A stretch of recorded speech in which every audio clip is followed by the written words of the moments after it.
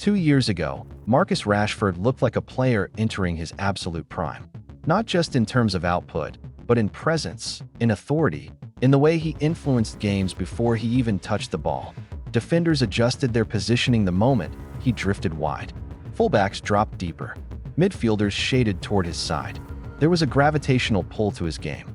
And when he received the ball facing goal, there was a sense of inevitability about what would happen next. That version of Marcus Rashford didn't just play well, he imposed himself on matches in a way that forced entire defensive structures to react to him. What made that period so compelling wasn't just the numbers, although the numbers were strong. It was the coherence of his game. His movements, his decisions, his execution, everything aligned. He wasn't rushing actions, but he wasn't delaying them either. There was a natural rhythm to how he played, and that rhythm is something you only really notice when it disappears.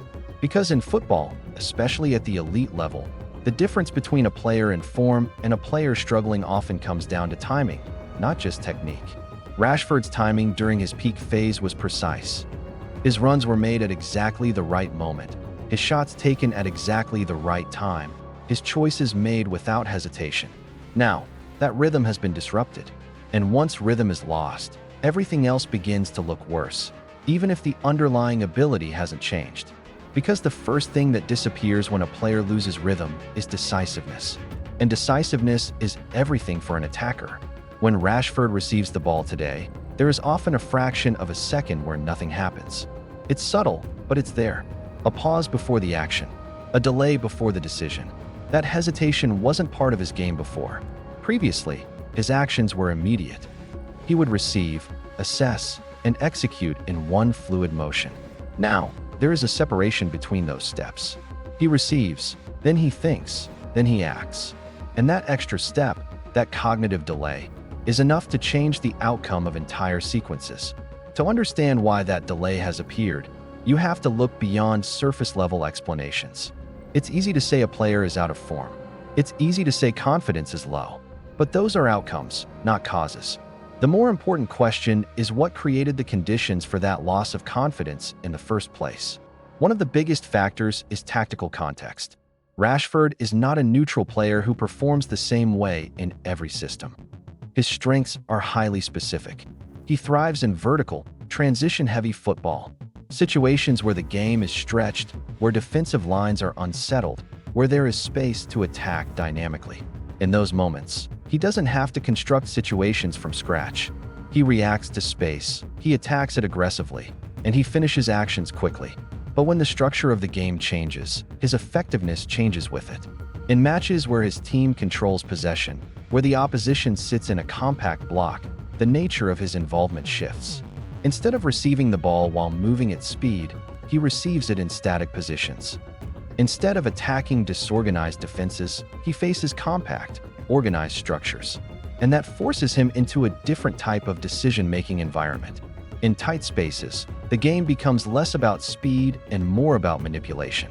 It becomes about using small touches, subtle body movements, and spatial awareness to create openings. This is where comparisons become useful, not to diminish Rashford, but to clarify his profile. Players like Lionel Messi operate with extreme efficiency in tight areas because their game is built around micro-decisions and fine control. Similarly, players like Kevin De Bruyne influence games through vision and distribution, shaping the structure of attacks rather than relying on explosive actions. Rashford's game is different. His primary advantage is not subtlety, it is directness. He is at his best when he can move forward quickly, when he can turn defensive moments into attacking opportunities with minimal delay. When that pathway is blocked, he is forced into scenarios that demand a different skill set. And while he is capable in those situations, it is not where he excels. This mismatch between player profile and game state creates friction. And that friction shows up as hesitation. Because when a player is repeatedly placed in situations that don't align with their strengths, they begin to overthink. They start searching for the right solution instead of instinctively knowing it. And once that instinct is disrupted, confidence begins to erode. Confidence in football is often misunderstood as emotion, but at a deeper level, it is about certainty. A confident player is not just one who feels good, but one who trusts their decisions without needing to verify them.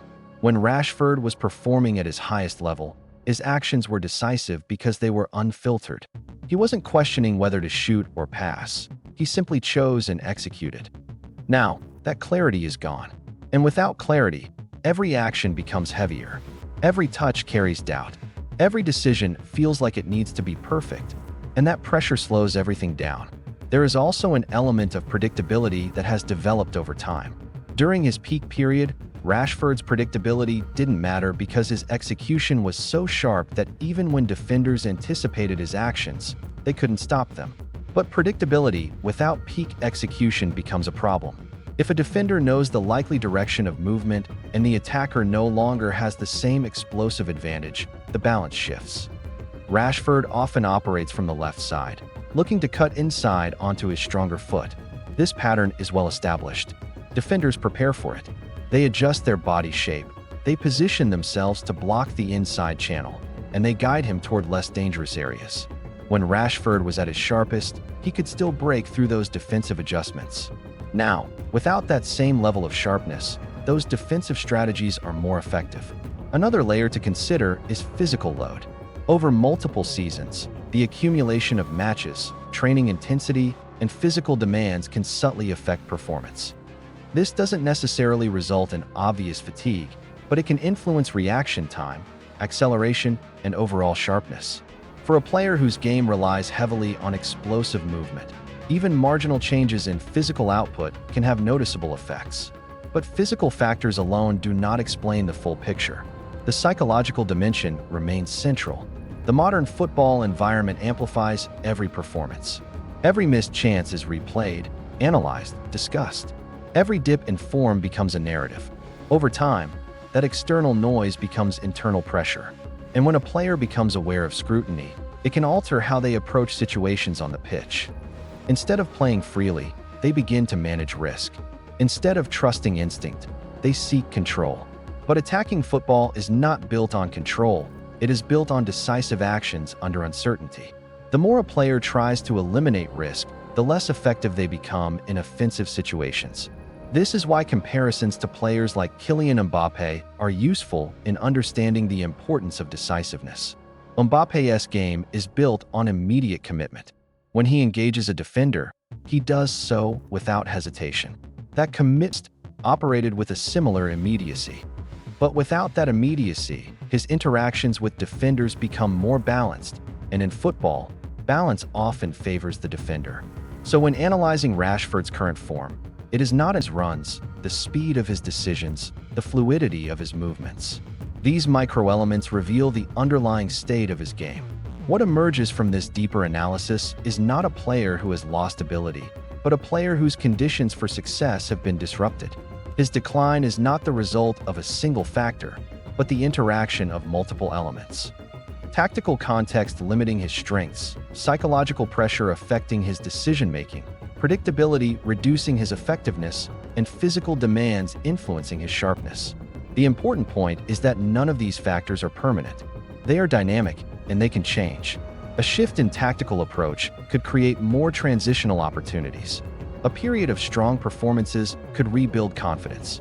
Small improvements in sharpness could restore his edge in one-on-one situations. This is why framing the situation as a permanent decline is premature. What we are observing is a phase, not a conclusion. But it is a critical phase, because how it is managed will determine the trajectory of his career. If Rashford is able to reconnect with the core aspects of his game, his directness, his speed of decision-making, his attacking intent, then the perception around him will change quickly. Football narratives shift rapidly when performances align with expectations. But if the current patterns persist, if hesitation remains, if the tactical environment continues to limit his strengths, then this version of his game risks becoming normalized. And that is what makes this moment so significant. It is not just about form, it is about identity. About what kind of player Rashford will be moving forward. Because at the highest level, maintaining performance is not just about talent, it is about alignment. Alignment between player profile, tactical role, and psychological state. Right now, that alignment is fractured, but it is not beyond repair. The qualities that defined his peak period still exist. The question is whether they can be reactivated within the current context. or whether a new version of his game will emerge instead. So when asking what happened to Marcus Rashford, the answer is not that he declined. It is that the conditions that once allowed him to thrive have shifted. And until those conditions are understood and addressed, the gap between his potential and his performances will remain. And that is the real story.